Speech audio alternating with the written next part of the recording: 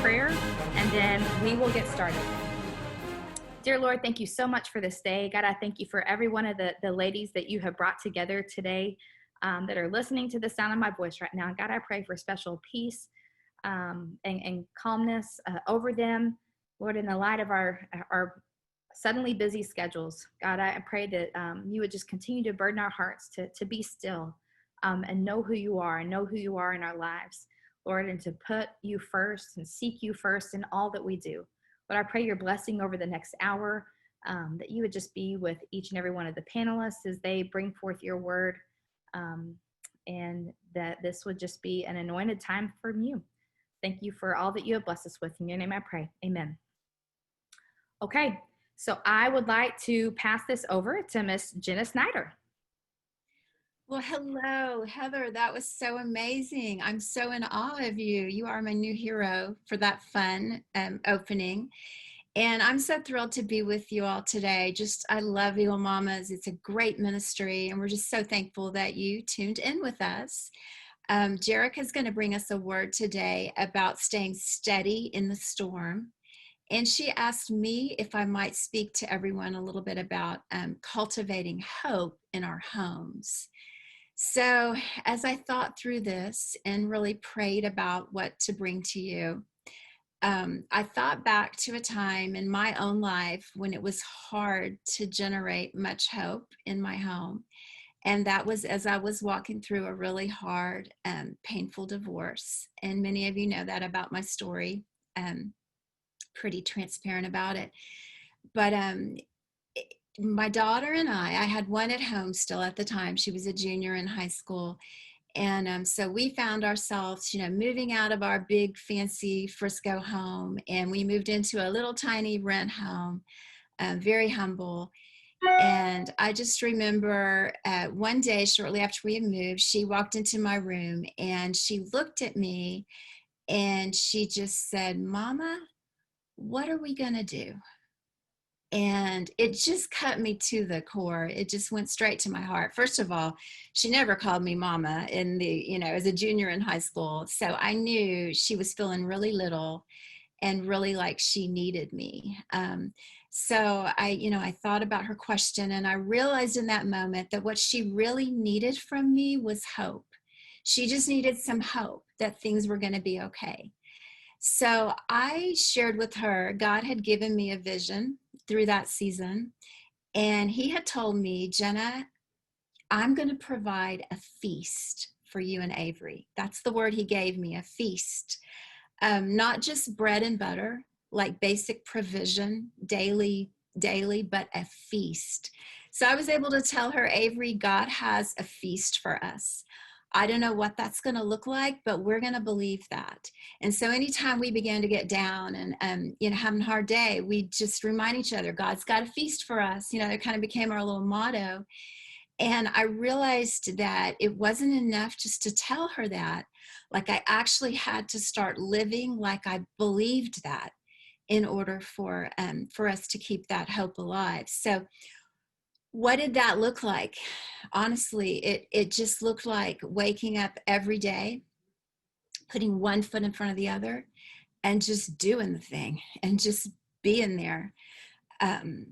Nothing fancy, but just expecting good things and living like I believed that I was going to take God at his word.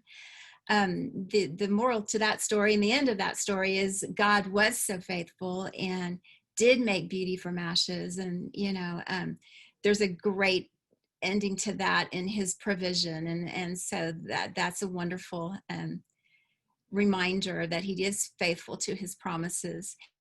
So we're walking through, not a divorce, all of us walking through divorce, thankfully, but we are walking through a dark, uncharted territory with all we got going on with the coronavirus and just school in general and the uncertainty. And your child might not be verbally asking you, "Mama, what are we going to do?" But I promise you, with their hearts and with their souls, they are asking you that question. What are we going to do? The Bible says in Proverbs that without vision, people perish. So your children, your families are the same way. We all need hope, and we all need vision for our futures. So what does that look like for you? It looks a lot like it looked like for me walking through that divorce, just putting one step in front of the other, a day at a time, with a smile on your face, even though you don't feel like smiling some days, and just doing the thing, and doing it believing that he has a feast for your family. Another verse I love in Proverbs is Proverbs 31:25. You may know this one. It's, she laughs without fear of the future. Isn't that such a beautiful verse? I just absolutely love that verse. Um, and I realized that if we really are hopeful, if we really believe and take God at his word, then we'll laugh. We'll have the freedom and the peace in our souls to be women with joy and laughter. And I guess the question is, what if you are the one brave soul in the midst of all this mess who dares to laugh, to live fearlessly? Like, wouldn't that be the coolest testimony? What if you were the one brave person, even when it doesn't make sense to do that? What a testimony to your kids, to your family, and just to everyone as well. So a couple of 2-3 practical things we can do in our homes to fill our homes with hope. Number one, write it on the doorposts. So in Deuteronomy, after God had given his children commandments, he told them, write it on the doorpost of your houses and put it on your gates. I think that's so cool. I love that he told them that. It's like he knew us. He knew us as people. We needed constant visual reminders, right? So I say to you, write it on the doorposts. Put up verses, inspirational, messages. It doesn't have to be fancy. It can't, Hobby Lobby is great for this kind of thing. You can see my office. This is my office. We got writing all over the walls, and my kids go into my house, and they always laugh because they say it's like reading a novel. I've got words everywhere, but even just a note card, on your kids' mirrors, but write it on your doorposts. Declares to everyone, to your family, where you stand. It's a statement to the enemy where you stand as a family during this time, that you are a house of hope. Secondly, pray through the rooms of your house. I don't know how many of you have done this. This is super powerful, and I love it. So go in each child's bedroom, and you can take scripture with you, or you can just pour your little heart out. But pray for that child in each bedroom and his or her specific needs. Ask for the Lord's blessing, ask for the Lord's provision, ask for hope for that child, and just go all over your whole house doing that. Go in your bedroom, pray for you and your husband during this time, that you'll be steadfast anchors for these kids, for your home. Pray in the kitchen, pray for the community and the mess that happens there, that God will just be all in that, all over that the Holy Spirit will just fill every corner of your home. And then lastly, and I kind of made this up, and I don't know if this is weird, but this kind of came to me. What if we made as families a hope chest? I started thinking about that. Young women back in the day would make a hope chest filled with special treasures and things that really just a statement of what they believed was going to happen and what they thought was in their future. What if we made hope chests as families? And what if in that hope chest we put things like maybe a family devotional that we would pull out a few times a week? I know we can't do it every night sometimes. Something simple, something easy. There's so much material out there, but just had a sacred time with our family and with our kids, just declaring God's faithfulness, declaring that we're going to have victory during this crazy, uncertain time. Wouldn't that be powerful? If you've never done family devotions, like there's no better time than now, right, to start that. What if in that hope chest we had board games like Sorry and Trouble and Uno, and if they're little Candyland and whatever, Hi-Ho Cheerio. Just because board games are such a reliever of tension, and as a family you sit down if you make time, and pretty soon you're laughing. So we could all be a family who laughs without fear of the future over like a good game of Sorry, What if we introduced that? What if we put in that hope chest maybe a jar of answered prayers. So all in the Bible, you know how God tells people, erect a stone, like, remember this, you put this stone here so that you can look at this and remember how I delivered you, or remember how I showed up for you. What if we did that with little slips of paper and just wrote as a family, whenever God answered a prayer, put it in a jar, and then maybe once a month in the hope chest, you open the jar and you read back over all he's done, and you look at it together and say, God did this, and God did this, and God did this, so we can trust him with this today. That's just my little thought of a hope chest somewhere in a common area. And even if you're not opening it, they see it. And it's a visual reminder to them. It's just a peaceful thing in your home. I think maybe we could try that. I believe, ladies, that we can have victory in our homes. I believe that our houses, even now, right now, in the midst of all of this, can be filled with hope and laughter. I know God is at work. When we are weak, he is strong. He is at work in your home. Just claim that. Stay connected to him. And we'll just together claim that he has a feast for us, feast for you and your family. I will pray for you. I would covet your prayers for me as well. And we will go through this as a season of hope. We will not let the enemy steal what God has planned for us and for our families at this time. All right, that's my message. I've got a quick little plug for Pep Talks. So we are bringing Pep Talks to you again this year. If you're new to Legacy, that's our parent education program, thus the Pep in Pep Talks. And we do it typically as a date night with dinner and childcare provided, but you know, this year is going to look a little different. We are going to be virtual, but I've got some fun things planned. I'm going to kind of package it up for you so that it can still be a semi-date night, and we're still going to do them same nights, Monday nights, in the evening, so your husband can join. Our first one, I'm just going to give you the quick lowdown, 10-second lowdown. Mark September 28th, that's the first one. And it's Raising Boys and Girls with Sissy Goff and David Thomas. Several of you in our community know them. They're from Tennessee, but we have a connection, a legacy connection. Fantastic. Think of the hardest stage that your girl or your boy has gone through, or the one you're dreading. They address it and solve it. So tune in for that, September 28th. In November, we're having Rob Reinow. He's with Visionary Families. He's fantastic as well. We've had him before, and I got so many requests to have him back. So he's going to give us some great perspective during COVID.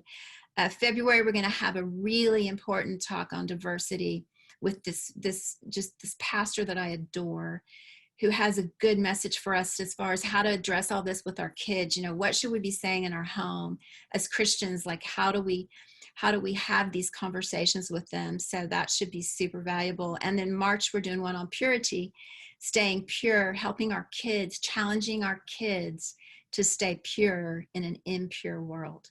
So I hope you will tune in for some of those. We would absolutely love to have you.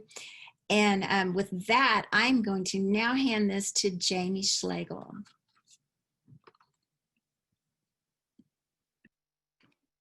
Hi, ladies. Sorry, had to unmute myself. Thank you, Jana. What awesome ideas. And one of the things I love about this school and Legacy is they pour so much into our kids, but they also invest in us as parents. And I am just so grateful for Legacy's leadership, for Pep Talks, for just opportunities for our hearts to grow too, towards the Lord, towards parenting, all these things. It's such a blessing. So I am on the PTF board and I serve in ministry, and I wanted to just tell you a little bit about what's going on in my heart for this year, and also invite you all to join us for the Women's Bible Study.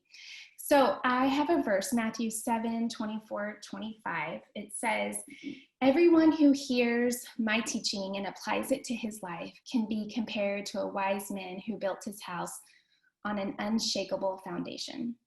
When the rains fell and the flood came, with fierce winds beating upon his house, it stood firm because of its strong foundation. And I actually had a conversation with Jerica this summer, and she used the word shifting. There's like a shifting going on right now. And I've certainly felt that in my own personal life. Things that maybe were built on sand have shifted and fallen, and other things that I have built on the rock of Jesus and his word have persevered. And those are the things that I am so grateful for. And I think for everyone, we could all probably have a similar dialogue of, there's some things I thought were really important that really, just when I take a look back, aren't that important anymore. And then there's other things where I'm like, oh, I'm so glad I had this group, or I was doing this habit, or because those things have persevered during the season. And maybe some of us are looking around and we're like, nothing's left. And I just want to invite everyone that's on this call or Zoom, it's never too late. It's never too late for us to have a teachable spirit. We're doing online learning this year, and so I'm talking to my kids a lot about a teachable spirit, like being willing to learn from me, their mom, and every time I say that, it's almost like the Holy Spirit says, like, to my own heart, you need to have a teachable spirit too. Like, this year's about your own heart too. And something I've thought about recently is a teachable spirit requires so much humility. But we all have to have a growth mindset to grow, and humility to grow. And this leads into the Bible study for men and for women. I'm going to just talk about the women's one, but you can get your husband involved in the men's Bible study. It starts the same day as the women's. It's in the early morning, and ours is at 11. But this year we're going to study Matchless, and this is the book, and it's by Angie Smith, and she wrote Seamless. Last year we did this study last fall, and it is a great study if you are a professional Bible study goer, or if you actually have never attended a Bible study ever before, because she is so relatable. She takes any intimidation out. She puts everyone on the same place of just getting to know this God that we love and serve. And so I want to invite all of you to build your life on the foundation of Jesus, to study his word, because anything that happens in this world, any kind of shaking, the things that we build on the rock, they stay. So I want to invite y'all to do that. And Jerica is someone, so she's our main speaker, and she, if you know her, you already love her, but if you're a first time here, you have a huge treat, because she has used the secret places with the Lord. She has been honest with him. She's studied his word, and he has changed her dramatically. And we actually get to eat and receive the fruit of what she's done in private. And I am just really excited to send it over to Jerica, and I am excited for what she has. And so Jerica, you take it away. Awesome. Thank you so much, Jamie. Thank you, Jena. So good already. And Heather, you could have just kept going for the whole hour with, if you weren't here at the beginning, Heather was doing some games and I wasn't ready for it to end, but that's me personally. I think, something that we don't have enough of right now is laughter. And so thank you for that, Heather. That blessed me. And thanks again, Jena and Jamie. So welcome to Eagle Mama Luncheon. This is not the circumstance that I would prefer, but we're grateful for it anyway. I truly wish we were in person, and that takes probably a lot for me to say, because I'm a total tomboy. I'm a hat girl. So like I've done well, like with the wardrobe situation over quarantine. Like it's just kind of the default is kind of my wheelhouse, just, Nike shorts and a hoodie and a hat. But man, I have never been more ready to go to a nice fancy luncheon with other women and put a dress on. And so you're going to have to take my word for it today, but I did put a dress on. I actually got my curling iron out, and I only had to watch one YouTube tutorial just to remind myself on how to do it. But that's okay. That's par for the course. I'm a boy mom too. So welcome to Eagle Mama Lunch, and especially all you new moms, or maybe some of you who were invited by a friend. Of course, feel free to share the link now, share the link later. You might want to wait until it's over to decide whether or not you actually want to endorse this to friends. But so far, so good. So good job, team. I'm not sure if we're starting with a giveaway or with the prison ministry. Oh, yes, we are. Okay, so we have a giveaway. We are going to be giving a prayer journal from Christian Parenting, and my friend Cynthia Yanoff over there is doing an incredible job in that ministry. Pardon the Mess is kind of her part in Christian Parenting, and so she has some great resources on her website, podcast, blog, anywhere you can find her. But she came out with this amazing prayer journal, which would be a good resource for you all this year. And so we're going to give it away. And this will be my first time to try to do a giveaway virtually.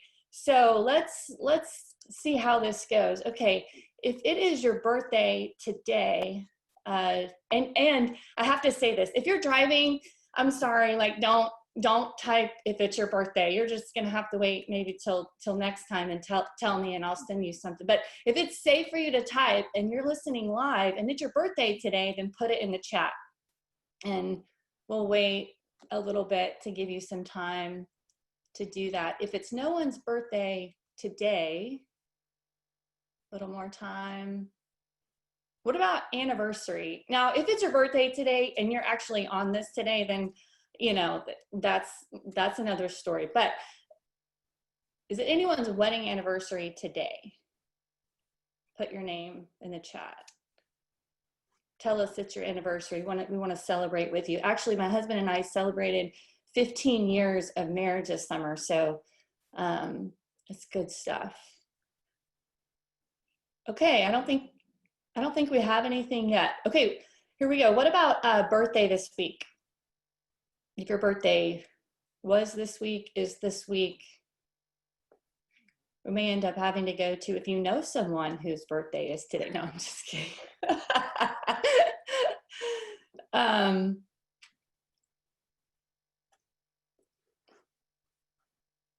I may have to just leave this to, all right, there we go. We have someone who knows someone. So we'll go with that, and we'll send our lucky winner the amazing prayer journal from Christian Parenting. And actually, these prayer journals will be available. Here we go, Jennifer Justice, you're the lucky winner. Someone says it's your birthday, so we're gonna go with that. These prayer journals are gonna be available in the Spirit Shop, I believe, maybe beginning Saturday. We are also gonna have pretty soon an Eagle Mama hat in the Spirit Shop. I don't think it's available yet, but probably pretty soon for pre-order. So, okay, so fun. Those are always a lot more fun in person, but success, we did it. All right, so ministry opportunity, this is something we've been doing. I do prison ministry, I do jail ministry, and one of the things I love to bring with me are just encouraging notes.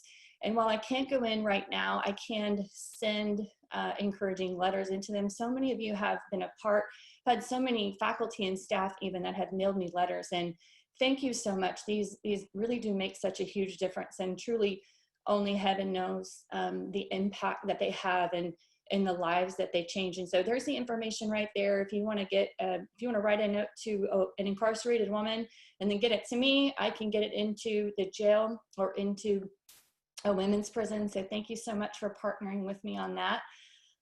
Okay, so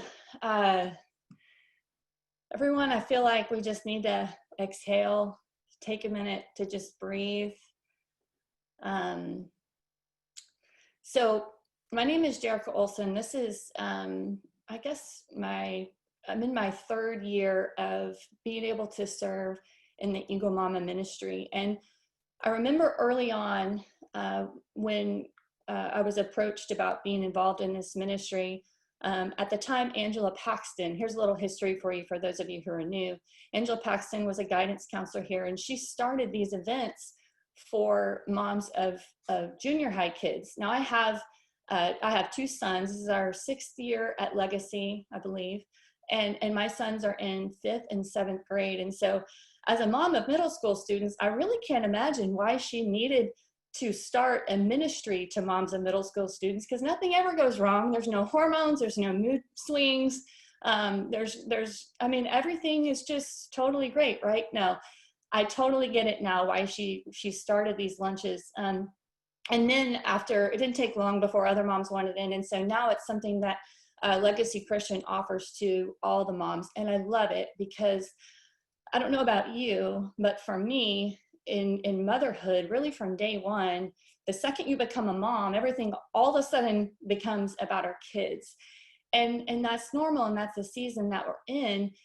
And also, I think God has taught me the same thing that I hear every time I get on an airplane. It's been a while now, of course, but they say, if you have a child with you, they say, be sure you put on your oxygen mask first, and then you help your child. And so that's why I love these lunches, is because it seems like, all we want to do all the time is help our kids, but this is a place that we can come together and we can let God strengthen us. And so that's really been my heart from the beginning, because I don't bring the same credentials as Angela Paxton. So I just pray, God, what is your goal for a ministry like this? And so he just gave me something really simple from mainly from Romans 1:12, that you all would be encouraged through connection mainly. It's challenging right now, but we're going to make it, and we will gather back together, and we will be stronger, because not only will we be in person, but we also now will have virtual capabilities that we never would have before.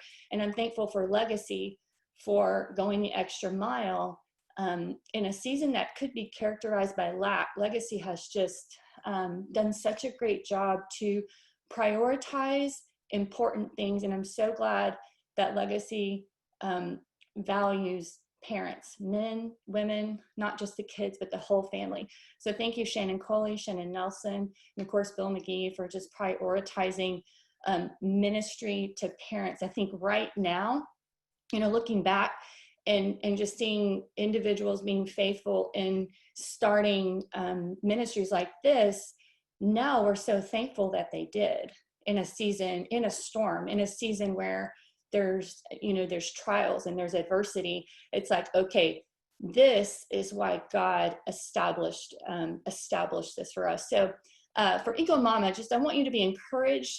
I want you to progress spiritually, and really I want there to be joy. And today, Heather, you nailed that part for us. So thank you. We just want this to be a casual space filled with joy. And I mentioned a little bit about me. My husband, Eric, and I have been married 15 years. Actually, this summer, we were supposed to celebrate in Europe. We've never been. And so we planned and saved. And so we were supposed to go over there for a couple of weeks. And then, of course, back in March, we realized we probably weren't going to be going to Italy this year. We probably weren't going to be, and it's funny because a couple of weeks ago, we were in Paris, Texas, where I'm from. On the same day we were supposed to be in Paris, France. And so we joked that, well, we made it to one of the Parises. But anyway, so my husband and I, it wasn't as good, by the way, I don't think.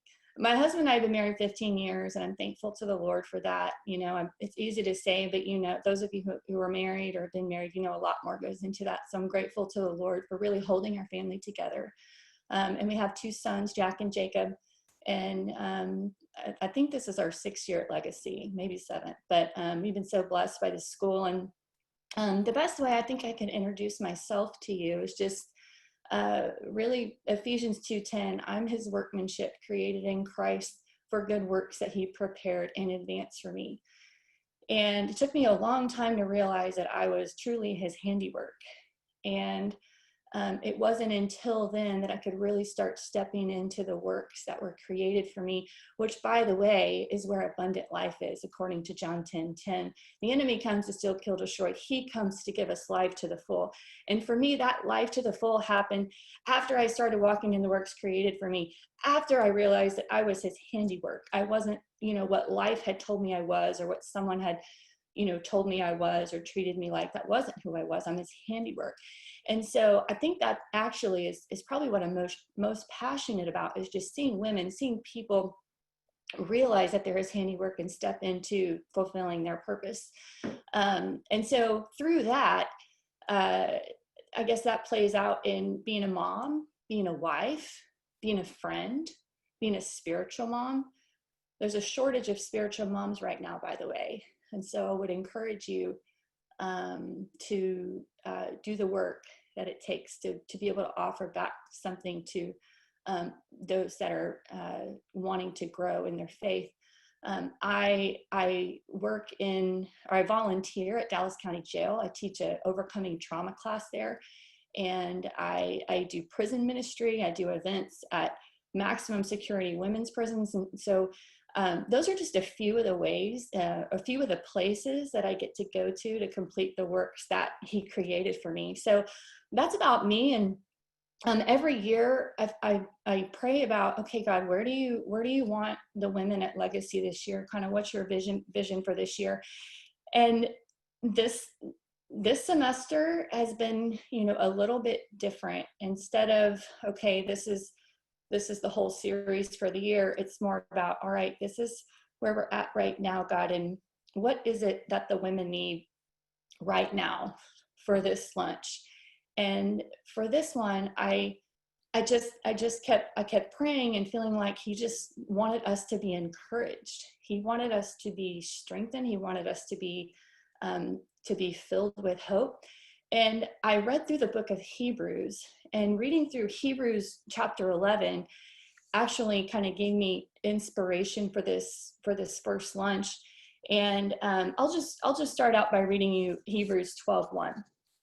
It says, "Therefore, since we are surrounded by a great cloud of witnesses, let us throw off everything that hinders us and the sin that so easily entangles, and let us run with perseverance the race marked out for us, fixing our eyes on Jesus, the pioneer and perfecter of our faith." And so I read that after reading Hebrews 11, which we'll get to in just a little bit. And I thought, why would the writer of Hebrews, in trying to encourage us to persevere and endure, why would he bring up this great cloud of witnesses? How does the great cloud of witnesses help us in throwing off everything that hinders us and, getting rid of the sin that entangles us? What is it here? And really, what I kind of felt the Lord leading me to is it's stories of people who have gone before, and testimonies of God's faithfulness, as Jena talked about earlier. They're so important to recall, because that's what strengthens our hope. That's what reminds us where our true anchor is. And those stories can actually steady us. And so that's why the writer in 12:1 is like, since we're surrounded by people who have already walked journeys very similar to this, then keep running, keep going. You can do this. And so we're going to talk about just a couple of people in Hebrews 11, because I was thinking, what things are hindering us right now? Many things. Sure, some of you. I mean, if you want to be really transparent here, and you're not driving, you can put it in the chat. What things are hindering us? Fear, anxiety, worry, uncertainty, sadness, loss, change, depression, despair. I mean, those are things that came up just for me. I mean, there's so many things right now that are hindering us that I think, going back to the writer of Hebrews and what he's wanting us to know is there are stories that you can go back to that can steady us, because the reality is we are in a storm. We're not the first people that have been in a storm, by the way, but sometimes during a storm, It's hard to be aware of anything other than the storm. And so it's so important right now to keep our eyes on Jesus, the author and finisher of our faith, so that we can remain steady, because he's our anchor. Hebrews 6:19 says, we have this hope as an anchor for the soul, firm and secure. It enters the inner sanctuary behind the curtain where our forerunner, Jesus, has entered on our behalf. He's become our high priest forever in the order of Melchizedek. So how could remembering those in this great cloud of witnesses, the heroes of our faith, help us persevere and stay steady in a storm? Well, their stories can strengthen our faith, especially stories that increase our trust and dependability on the Lord, and that's faith. Faith is complete trust, complete dependability. It's a state of certainty with regard to belief. And I love that the heroes of the faith aren't the ones that, had the most followers, or, I don't know what we would think of when we think of heroes, but here it's simply people who believed God and they acted according to that belief. They were confident. They were assured that their belief in God and who he was and what he said he would do was going to get them through. And so I decided to, it's maybe kind of strange for some of you, but this is how my brain thinks sometimes. Like, I was thinking, what would it be like for me to just sit down, over coffee or over tacos, or you name whatever it is that you would like to sit down and enjoy with another person. I was thinking, what would it be like to sit down with people like Abraham, people like Noah, people like Rahab, what would it be like to just sit down with them? And then for me to say, okay, this is where I'm at, there's this virus, and, this is the uncertainty. This is what's happened. This is what's changed. This is the loss. This is the fears, the anxiety. And then kind of let them, in a mentor role or like a coaching role, just say, okay, let me tell you. Like, that's kind of what I was envisioning for us during this time. And so if you don't mind, I'm going to invite a couple of people into our Eagle Mom Luncheon, people that, again, not my idea. I can't pretend like I thought of it. It was the writer of Hebrews. He did it in Hebrews 11, or she, I don't know who wrote Hebrews, but in Hebrews 11, we have some of these people listed. And so the two people that I wanted to bring up today, and then the next lunch, we'll see where God leads us. We may bring up a few others, but today I'm going to invite Noah and Rahab to just encourage us, to just, one of the things I miss during this time is just the ability to go meet someone and sit across from them, hear what God's doing, and, have those meetings where you feel like you just had church and you walk away and your faith is strengthened. That's kind of what I had in mind for this. And I can't wait to be able to do that again. But do you know that God inspired people to record stories that we have access to if we just take the time to fill ourselves with truth? Because this is the bread of life. This is the manna of heaven. And in Hebrews 11, is filled with names that if we take the time to go back to actually what happened in their life and immerse ourselves in that, then we walk away filled with faith, filled with hope, reminded why God is dependable and why we can trust him no matter what. And so let's talk about Noah first. So I hope you don't mind. Again, I know this is a women's event and I invited a guy to it, but we can just pretend like his wife is here too, and we'll talk to both of them and let them kind of talk back to us. So Noah, in Hebrews 11:7, it says, by faith, Noah, being warned by God concerning events yet unseen, in reverent fear, constructed an ark for the saving of his household. So Noah lived a few hundred years after Adam and Eve, and he lived in a corrupt and evil generation. But he found favor with God because the Bible tells us, and if you want to do your own research on this, Genesis 6, 7, and 8, you can go back and just read through the life of Noah. But he found favor with God because he walked with God despite the generation that he lived in. The Bible describes him as blameless and upright. And here's the thing, God, you all know, the story. He constructed the ark. His family, 8 in all, were saved. But God didn't remove Noah from the world, but he gave him commands that covered him. Okay. Noah listened to God. he believed God, and he built. Eugene Peterson, I think, would describe Noah's life as long obedience in the same direction, listening, believing, and building daily obedience, one board at a time. And that ended up saving his life and the life of his family. Not many people, but enough. And, you know, I again, maybe just the way my mind works, but I think about this, and I don't know how long it took to build the ark, but let's go with 50 to 80 years. And, you know, his sons would have been maybe late teens. I don't know for sure, but I know that they were married by the time they got on the ark. So just thinking about what their life would have looked like. And even before God told him to construct the ark, it said he was blameless and upright in such an evil generation that God literally said, all right, I'm starting over with just this family. So how different must him and his wife and his kids, how different must their life have had to look like during that evil generation? I'm guessing pretty different. So what might Noah tell us if he were with us today at Eagle Mama? And let's just go ahead and say Noah's wife is here too, because I think about her often and the sacrifice and how difficult and lonely maybe it would have been for her as her husband walked with God amongst the people that didn't. Probably really difficult. So I can't wait to talk with her someday about what that was like. But what do I think Noah would say? I think he would say, there's nothing better than walking blamelessly and uprightly with God.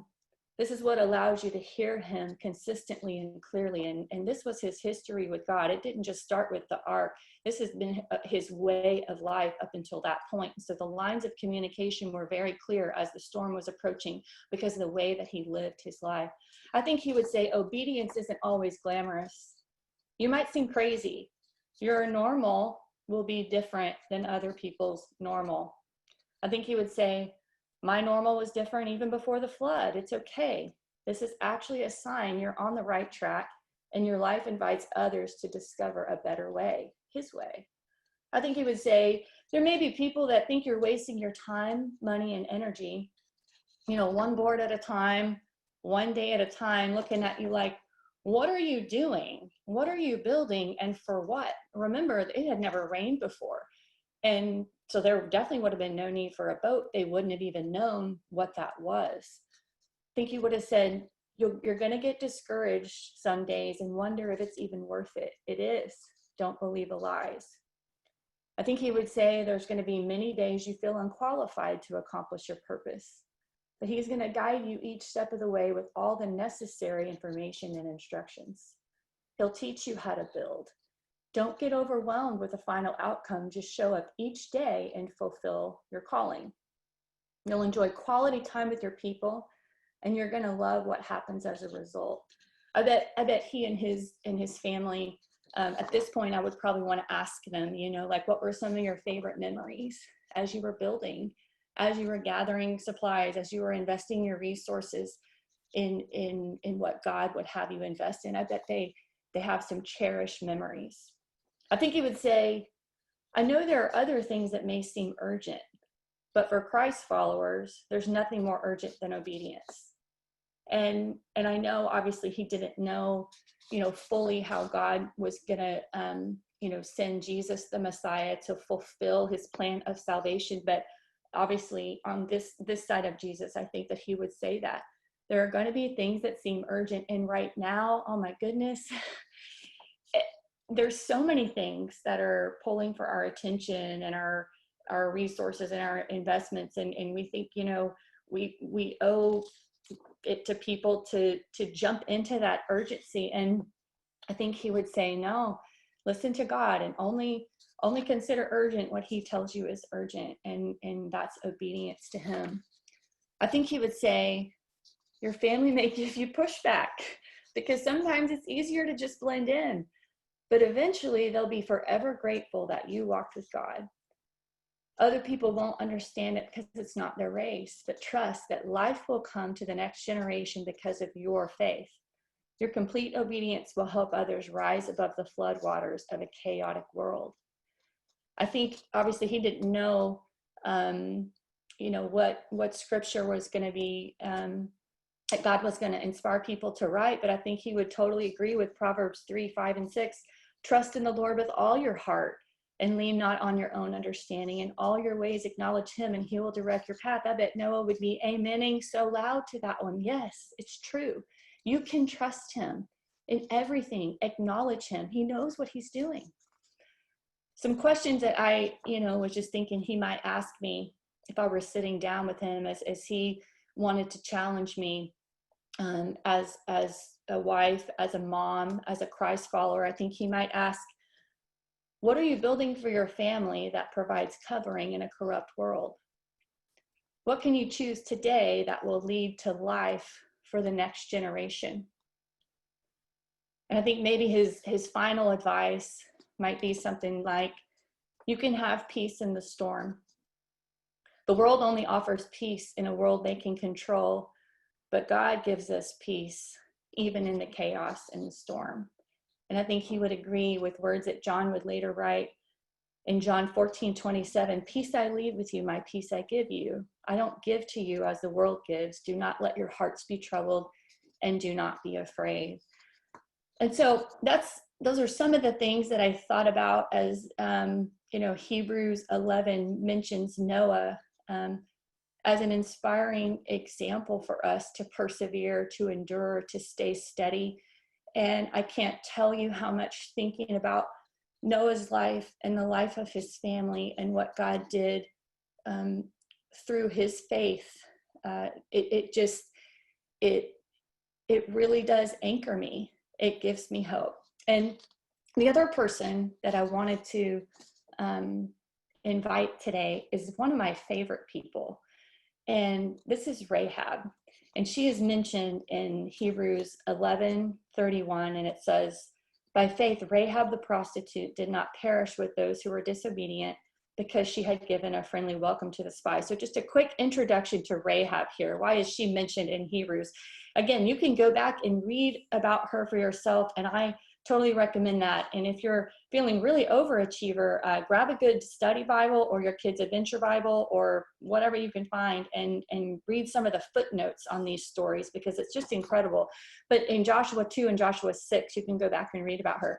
But she was a woman who lived in a pagan city in a less than desirable career choice, if you will. But she lived in Jericho, and she lived in a city that God's people were commanded to overtake and destroy in their possessing of the promised land. And the Bible tells us that her house was literally built into the city wall.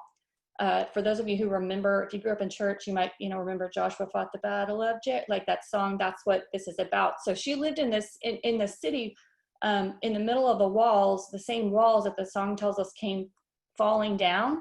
Okay, that's where she lived. So Moses, or Joshua, I should say, sent the spies to kind of spy out the city. Well, they end up at her house, and she treated them kindly. And in treating them kindly, she just asked for kindness in return. But God's kindness to her and her family didn't look like immediate escape. It didn't look like an extraction mission to remove them from impending destruction. To act according to her belief that God is the only true God, that's what God was asking for her, asking her to risk, to stay in her house. The command for her was like, okay, you believe that God is who he says he is and that he is on the move. So this is your action. Stay in your house, even though you've heard that he's bringing destruction to every town that he's coming to. So this is what I'm asking you to do. It's a huge risk. And shame and fear and doubt were probably daily trying to intrude and invade her thoughts, but she had faith. And her faith covered her during the collapse. So that's a brief introduction. I hope I did her justice.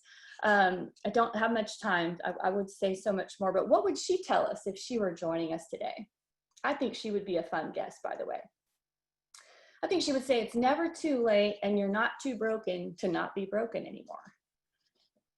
I think she would say God mercifully interrupted my normal to give me a better normal, a normal I didn't even know existed nor felt worthy of. I think she would say, I would have never wanted to return to my normal because I realized it wasn't actually working that great anyway. And if you're willing to just put that in the chat today, like, okay, I actually realized what my normal was. Maybe it wasn't working as well as I thought, or like Jamie said, you know, you realize that you had built on sand, and so there's this shifting, and you look around, and there wasn't anything that was unshakable because it was built on the wrong foundation. If you want to be extremely vulnerable today and just say, yeah, I think God is calling me to a new normal, because the normal that I once has wasn't all I thought it would be. I think she would say, aligning myself with the one true God was the best decision I ever made, the beginning of the rest of my life.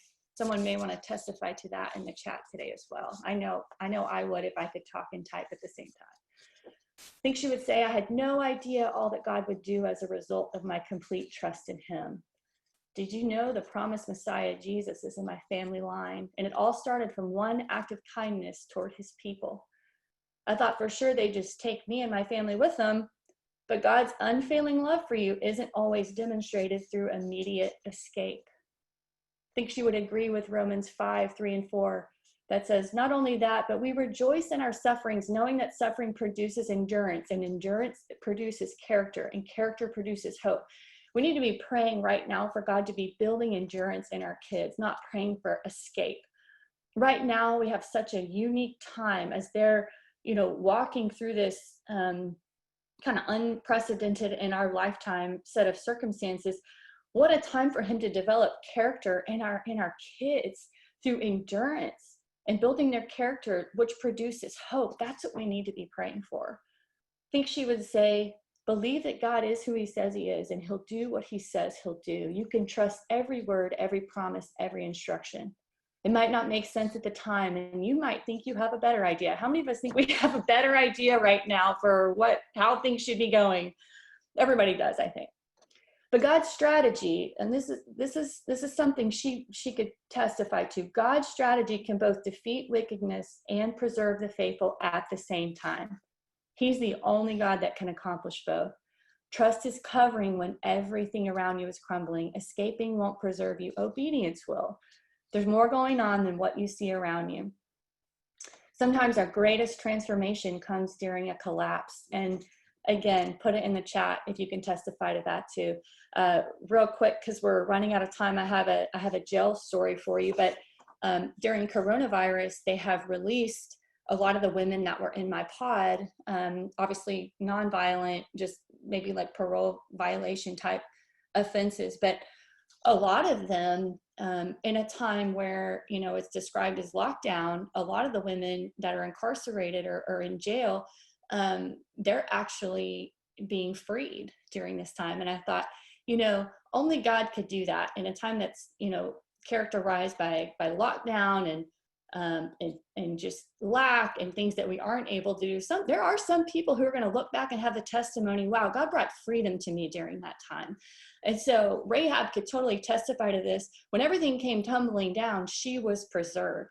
And so if walls in your life have fallen, then maybe they needed to fall. And it's actually God's mercy to show you that. I know that happened in my life, and I'm so thankful that he showed me all the things that could be shaken, so that then I could focus on everything that cannot be shaken. I think she would say, the same set of circumstances will give birth to many outcomes. You can choose whether you look back and see destruction or deliverance. Unauthorized sources of strength, protection, and salvation are crumbling at most and proven unstable at the least. But your faith is your anchor. God will strengthen you to remain, and trust that you're citizens of an unshakable kingdom, a kingdom whose architect and builder is God. And I'm unfortunately out of time. I think there's so much more that, you know, that I could say about her and some of these other heroes of the faith, but maybe in our next one in October, we'll just continue with this and root ourselves in the word, because there's a lack right now of words from heaven, of manna from heaven. And we know that only the truth from God will set us free. And so that is, that's my only boast. That's the only thing that I could even, that I could confidently come with you today is his words, not mine. You don't need to know what I have to say, just what he has to say and what he's left us with. But I think one of the verses Rahab would tell us and testify to is Ephesians 3:20. Now to him who is able to do immeasurably more than all we ask or imagine, according to his power that's at work within us. So you can have hope because it's anchored in Jesus, and he's the same yesterday, today, and tomorrow. He's the author and perfecter of our faith, the one who promises to complete the good work that he started in us. So I love you, and what a blessing to gather together, even virtually today. I wish I could hug everyone, but this is what I do in jail because I can't hug them. So I'm giving you a virtual hug, and I'm going to send it back to Heather. Jerica, thank you so much for those sweet words. I cannot wait to sit down with some other Hebrews 11 peeps and enjoy some time hearing from them. So thank you for your amazing words. Jamie, Jena, for y'all as well. Thank y'all for being a part of this today and providing just some words of comfort and encouragement that I think are so beneficial for all of us. So as we wrap up and look toward some events coming in the future, the save the date, we'll be doing this again. Like they might let me do this again too in October on the 28th. So same bat time, same bat channel, and we'll have another opportunity to come together. Maybe soon after that we can meet in person. That may be a long shot, but I can hope. Used uniform sales coming up this Saturday. If you haven't signed up, that's another sign up genius for you. Get a slot. We're trying to pace the number of people coming in. So look forward to seeing you there on the South Campus in the gym. You can bring your used uniforms if you would like, and come shop ones that we have, as well as our spirit shop. Some new information that this coming new down the pipe is we're going to be doing a food drive supporting Frisco Fast Packs. So there will be more information coming next week. So keep your eyes open for that. Men's and women's Bible study, y'all. I'm telling y'all, there's no better way to get connected than by opening the Word with your friends.